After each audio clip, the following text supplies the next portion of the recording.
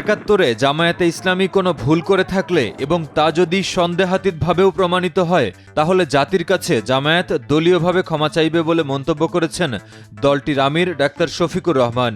১৯ November পূর্ব লন্ডনের একটি রেস্টুরেন্টে যুক্তরাজ্যে বাংলা মিডিয়ার সাংবাদিকদের সঙ্গে আলাপকালে তিনি এ মন্তব্য করেন।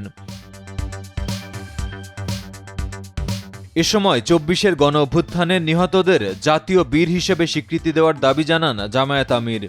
এ অভ্যুত্থানে দেশের সকল শ্রেণীর মানুষ অংশগ্রহণ করেছিল, এমনকি দেশের বাইরে অবস্থানরত প্রত্যেকেই যার যার সাধ্য অনুযায়ী যুদ্ধ করেছেন। শফিকুর রহমান জানান, ব্রিটেনের কোর্ট চৌধুরী মাইনুদ্দিনের বিষয়ে বিচারের রায়ে আমাদের দেশে ওয়ার ক্রাইম ট্রাইব্যুনালের নামে যে বিচার হয়েছে তার অবজারভেশনে এখানকার বিচারপতিরা সে রায়কে জেনোসাইড অব জাস্টিস বলেছেন। ১৫ বছর জামায়াত নেতাকর্মীদের অফিসে বসতে দেয়নি, কথা বলতে দেয়নি, কোনো র্যালি করতে দেয়নি, এমনকি সাংবাদিকদের মাধ্যমে জাতির কাছে যেতে পারেননি বলে উল্লেখ করেন।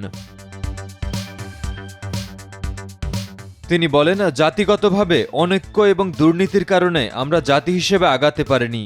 দুর্নীতিকে জাতীয় লজ্জার বিষয় উল্লেখ করে জামায়াতের আমির জানান, যুক্তরাজ্য নিজেদের দুর্নীতি থেকে অনেকটা মুক্ত রাখতে পারার কারণে সারা বিশ্বে নিজেদের একটা মর্যাদাপূর্ণ স্থানে নিয়ে যেতে পেরেছে, কিন্তু আমরা পারিনি।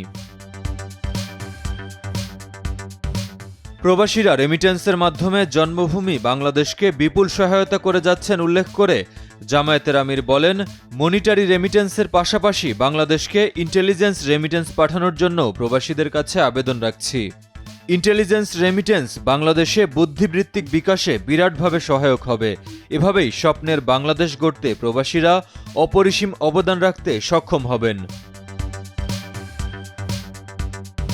শেখ হাসিনা সরকারের লাগামহীন দুর্নীতির কথা উল্লেখ করে ডাক্তার শফিকুর রহমান বলেন, যে পরিমাণ উন্নয়ন করা সম্ভব হতো সেটা আসলে হয়নি।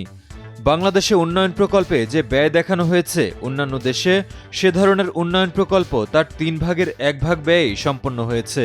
একের পর এক সময় বাড়ানো হয়েছে, আর সেই সঙ্গে বাড়িয়ে দেখানো হয়েছে প্রকল্পের ব্যয়। এভাবেই দেশকে লুটেপুটে নিঃস্ব করা হয়েছে বলে মন্তব্য করেন জামায়াতে ইসলামীর আমির। মাহিম মুস্তাফিজ, কালের কণ্ঠ।